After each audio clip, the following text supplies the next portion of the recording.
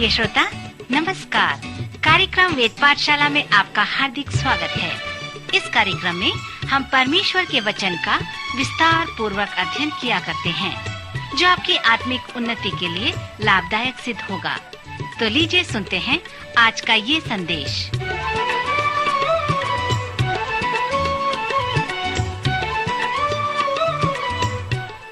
नमस्कार श्रोता मित्र, वेद पाठशाला की अगली कक्षा में आपका स्वागत है।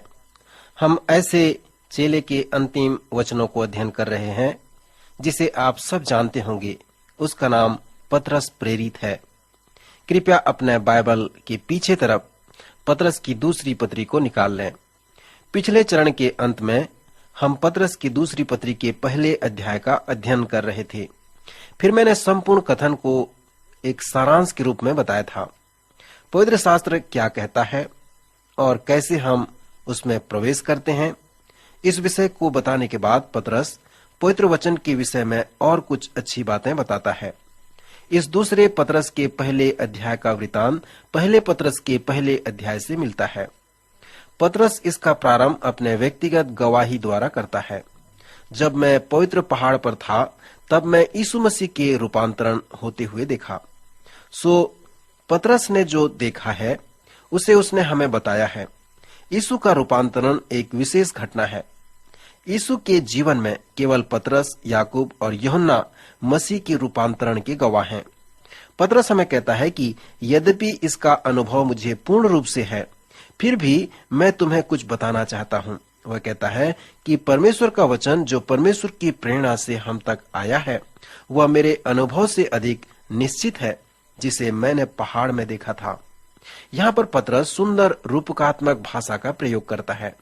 प्रायः पतरस कहता है, हमारे पास जो भविष्यवक्ताओं का वचन है वह इस घटनाओं से दृढ़ ठहरा, और तुम यह अच्छा करते हो जो यह समझकर उस पर ध्यान करते हो कि वह एक दिया है जो अंधियारे स्थान में उस समय तक प्रकाश देता रहता है जब तक कि पौ न फटे और भोर का तारा तुम्हारे हृदय में न चमक उठे। मैं सोचता हूँ कि संपूर्ण पवित्र शास्त्र में यह एक अच्छा रूपक विषय है। पहला पतरस के पहले अध्याय में पतरस ने हमें कहा है कि परमेश्वर का वचन अविनाशी बीज है जो नए जीवन हमारे जीवन में पैदा करता है। जिस प्रकार शारीरिक जन्म के लिए बीज व अंडे हैं, उसी प्रकार परमेश्वर का वचन है जो जीवन को उत्पन्न करता है। आप परमेश्वर के वचन में आते हैं जो इस प्रकार है कि अंधियारे में दिया प्रकाश दे रहा है। जैसे आप उस प्रकाश के निकटता में आते हैं, परमेश्वर के वचन के निकटता में आते हैं, उसे अपने जीवन में लागू करते हैं, उसके अनुसार जीवन व्यतीत करते हैं, तो आपके हृदय में कुछ होने लगता है। अर्थात आपके हृदय में पौ फटने लगते हैं और भोर का तारा आपके हृदय में चमकने लगता है। ये भोर का तारा क्या है जो आपके हृदय में चमकने लगता है? वो भोर का तारा मुर्दों में से जी उठने वाला प्रभु यीशु मसीह स्वयं है। पौलुस अपने लेख में कहा है कि मसीह आप में है, वो महिमा की आशा है। नए नियम के द्वारा हम सब जानते हैं कि मसीह हमारे हृदय में है, जिससे हम उसके अद्भुत सामर्थ का अनुभव करते हैं। मसीह हमारे भीतर है। यही एक आशा है कि हम परमेश्वर की महिमा करें। परंतु मसीह हमारे हृदय में वास करना कैसे प्रारंभ किया, कैसे वह उसके अंदर में आ गया?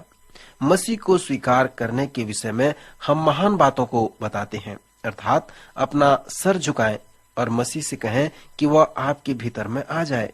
क्या आप इस प्रकार का कोई पद मुझे बताएं जहां पर यीशु किसी से ऐसा कहा हो? क्या नए नियम के प्रेरितों ने मसीह को ग्रहण करने के लिए इस प्रकार के वचन को कहे हैं? प्रकाशित वाक्य उसके 3 अध्याय 20 पद में जो लिखा है, उसे हम तब देखेंगे जब हम इस पुस्तक में आएंगे। लौदीकिया की कलीसिया को पत्र लिख कर कहता है, और हमें भी कहा गया है कि मसीह हमारे हृदय के द्वार के पास खड़ा है और खटखटा रहा है। सो यदि हम उसकी आवाज को सुनते हैं और द्वार खोलकर उसको आने के लिए आमंत्रित करते हैं, तो वह हमारे भीतर आता है। परंतु ये उन लोगों को लिखा गया है जो मसीह के पीछे चलने वाले लोग हैं। वे लोग गुनगुने मसीही अनुयायी हैं। सो मसीह उनसे कहता है कि मुझे तुम्हारे जीवन के अर्थपूर्ण क्षेत्र में आने दो ताकि मैं तुम्हारे साथ संगति कर सकूं। सो ये पद अविश्वासियों से नहीं कहा गया है कि कैसे मसीह को स्वीकार किया जाए। इस संबंध में अगला वचन जिसे हम यूहन्ना रचित सुसमाचार के पहले अध्याय 12 से 13 पद में पाते हैं, जहाँ पर लिखा है, परंतु जितनों ने उसे ग्रहण किया उसने उन्हें परमेश्वर की संतान होने का अधिकार दिया, अर्थात उन्हें जो उसके नाम पर विश्वास रखते हैं। यह पद भी अविश्वासियों के लिए वर्णन नहीं करता। यहाँ लेखांश हमसे कहता है कि मसीह के 3 वर्ष की सेवकाई के मध्य जब लोगों ने उस पर विश्वास किया, यीशु ने उन्हें परमेश्वर की संतान होने का अधिकार दिया। सो जब लोगों में ऐसा हुआ तो उनका नया जन्म हुआ। ये लेखांश इस प्रकार नहीं कह रहा है कि जब लोग यीशु के नाम पर विश्वास रखते हैं तो वे अपने सर को झुकाएं और मसीह से प्रार्थना करें कि वह उनके अंदर आ जाए। इस लेखांश के संदर्भ में हमें कहा गया है कि विश्वास शब्द में ग्रहण करने का शब्द समानार्थी या पर्यायवाची शब्द है। पतरस हमसे कहता है कि मसीह हम में जन्म लिया है। फिलिप ब्रोक ने अपने बड़े दिन के गीत में लिखा है, कितना शांत अद्भुत वरदान दिया गया है। स्वर्ग की आशीषों को परमेश्वर मनुष्य के हृदय में प्रदान किया है। कोई कान उसके आने को नहीं सुनता है, परंतु इस पापी संसार में नम्र हृदय वाला ही उसे ग्रहण कर सकेगा। हे बेतलहम का पवित्र बालक, हम प्रार्थना करते हैं, हम में उतर आ, हमारे पापों को धोकर हमें शुद्ध कर और हमारे भीतर प्रवेश कर। आज हमारे हृदय में जन्म ले। यह मसीह के लिए संभव है कि वह हम में आज जन्म ले। सो शायद पतरस इसी प्रकार से कहता है। वह लिखता है, परमेश्वर का वचन अंधेरे में चमकने वाले प्रकाश की तरह है, पर जैसे आप उस ज्योति में आते हैं, प्रकाश में आते हैं, तो आपको ये आपके हृदय में कुछ होने लगता है, पौ फटने लगता है और भोर का तारा आपके हृदय में चमकने लगता है। मसीह आप में जन्म लिया है। मैं विश्वास करता हूं कि पतरस यहाँ पर इसी प्रकार कह रहा है। जैसे हम पतरस की दूसरी पत्री के समापन में आएंगे तो इसका दूसरा अध्याय यहूदा की पत्री के जैसा है। सो इस दूसरे अध्याय में हम अधिक समय नहीं लेंगे। इसे दूसरे अध्याय में झूठे शिक्षकों को डांटा गया है, पर जब आप तीसरे अध्याय में आते हैं तो आप एक ऐसे विषय में आते हैं जिसके लिए ये पतरस की दूसरी पत्री अच्छी परिचित है। इस तीसरे अध्याय में पतरस प्रभु के दिन के विषय में बातें करता है। क्या आप स्मरण करते हैं? हमने योएल नबी व सपन्या नबी के पुस्तकों का अध्ययन किया था। क्या आपको स्मरण है कि उन्होंने यहोवा के दिन के विषय में कैसा प्रचार किया था? मसीह के दूसरे आगमन की घटनाओं में प्रभु का दिन एक घटना है। आप इस बात को न भूलें कि यीशु मसीह का दूसरा आगमन एक ही घटना नहीं है, परंतु यह अनेक घटनाओं का श्रृंखला है। मसीह के दूसरे आगमन में कलीसिया का ऊपर उठा लिए जाना भी एक जुड़ा हुआ है। इस दूसरे आगमन में महान विपत्ति का समय भी जुड़ा हुआ है। इस दूसरे आगमन में पृथ्वी पर परमेश्वर का राज्य भी शामिल है। फिर पुनरुत्थान भी है। अनेक घटनाएं हैं, परंतु इनमें से जो अंतिम घटना है वह प्रभु का दिन कहलाता है। प्रभु का दिन एक बड़ी तबाही होने वाली घटना है। सो पतरस अपनी इस दूसरी पत्री के अध्याय 3 में हमें प्रभु के दिन के विषय में बताता है कि उस दिन आकाश बड़ी हड़हड़ाहट के शब्द से जाता रहेगा और तत्व बहुत ही तप्त होकर पिघल जाएंगे और पृथ्वी और उस पर के काम जलाए जाएंगे। यीशु ने कहा था, आकाश व पृथ्वी टल जाएंगे। सो क्या वास्तव में आकाश व पृथ्वी टल जाएंगे? ध्यान से सुने।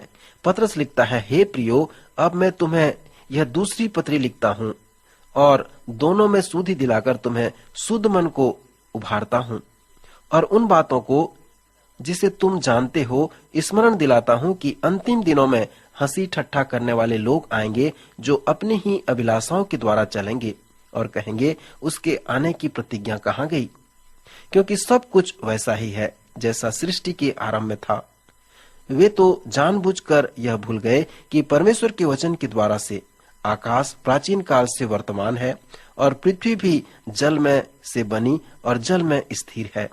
इन्हीं के द्वारा उस युग का जगत जल में डूबकर नाश हो गया। पर वर्तमान काल के आकाश और पृथ्वी उसी वचन के द्वारा इसलिए रखे हैं कि जलाए जाएं, और वह भक्तिहीन मनुष्यों के न्याय और नाश होने वाले के दिन तक ऐसे ही रखे रहेंगे। पर हे प्रियो, यह एक बात तुमसे छिपी न रहे कि प्रभु के यहाँ एक दिन 1000 वर्ष के बराबर और 1000 वर्ष एक दिन के बराबर है। प्रभु अपनी प्रतिज्ञा के विषय में देर नहीं करता, जैसी देर कितने लोग समझते हैं, पर तुम्हारे विषय में धीरज धरता है और नहीं चाहता कि कोई नाश हो, वरन यह कि सबको मन फिराव का अवसर मिले। प्रभु का दिन चोर की नाई आ जाएगा। उस दिन आकाश बड़ी हड़हड़ाहट के शब्द से जाता रहेगा और तत्व बहुत ही तप्त होकर पिघल जाएंगे और पृथ्वी और उस पर के काम जल जाएंगे। तो जबकि ये सब वस्तुएं इस रीति से पिघलने वाली हैं, तो तुम्हारे पवित्र चाल चलन और भक्ति में कैसे मनुष्य होना चाहिए और परमेश्वर के उस दिन की बाट किस रीति से जो होना चाहिए और उसके जल्द आने के लिए कैसा यत्न करना चाहिए, जिसके कारण आकाश आग से पिघल जाएंगे और आकाश के गण बहुत ही तप्त होकर गल जाएंगे। पर उसकी प्रतिज्ञा के अनुसार हम एक नए आकाश और नई पृथ्वी की आस देखते हैं, जिनमें धार्मिकता वास करेगी। इसलिए प्रियो, जबकि तुम इन बातों की आस देखते हो, तो यत्न करो कि तुम शांति से उसके सामने निष्कलंक और निर्दोष ठहरो और हमारे प्रभु के धीरज को उद्धार समझो, जैसे हमारे प्रिय भाई पौलुस ने भी उस ज्ञान के अनुसार जो उसे मिला है तुम्हें लिखा है। मित्र, परमेश्वर नहीं चाहता कि कोई नाश हो, वह चाहता है कि सबको मन फिराव का अवसर मिले। वो हमें समय दिया है कि उसके पास आ जाएं, वापस लौट आएं। वह चाहता है कि सबके पास उसका सुसमाचार जाए। यीशु ने कहा, जब संपूर्ण जगत में सुसमाचार प्रचार हो जाएगा, तब अंत आ जाएगा। पतरस कहता है कि एक कारण है जिसके लिए वह नहीं आ रहा है, वह उसका प्रेम है। वह मनुष्य प्राणी से प्रेम करता है। वह नहीं चाहता कि कोई भी नाश हो। वह हमें अवसर देता है। वह अधिक लोगों को बचाते हुए देखना चाहता है। 2 तीमुथियुस 3 अध्याय विस्मित करने वाला अध्याय है। इसमें प्रभु के दिन के विषय में लिखा है। यह मसीह का दूसरा आगमन है। सो इस परिप्रेक्ष्य में मैं आपको जो प्रश्न पूछना चाहता हूं कि जबकि मसीह का दूसरा आगमन होने वाला है, सो हमें कैसे मनुष्य होने चाहिए। परमेश्वर प्रेम से आपकी प्रतीक्षा कर रहा है कि आप उसके पास लौट आएं। कल के लिए आपके जीवन का कोई गारंटी नहीं है। यदि आप इस प्रेम के संदेश को दूसरों में बांटेंगे, तो मुझे बड़ी प्रसन्नता होगी। प्रभु आज के वचन द्वारा आपको आशीष दे, आपकी सहायता करे। अभी आप सुन रहे थे कार्यक्रम वेद पाठशाला। श्रोता, हमें विश्वास है कि इस कार्यक्रम के द्वारा आपको आशीष मिली है।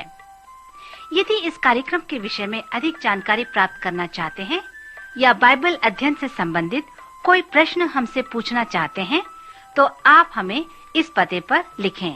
हमारा पता है कार्यक्रम वेद पाठशाला, post box number 713, EN post, Faridabad 7। पता एक बार फिर सुन लीजिए। कार्यक्रम वेद पाठशाला, post box number 713, EN post, Faridabad 7।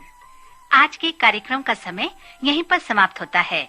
अगले कार्यक्रम में आपसे फिर भेंट होगी। तब तक के लिए नमस्कार।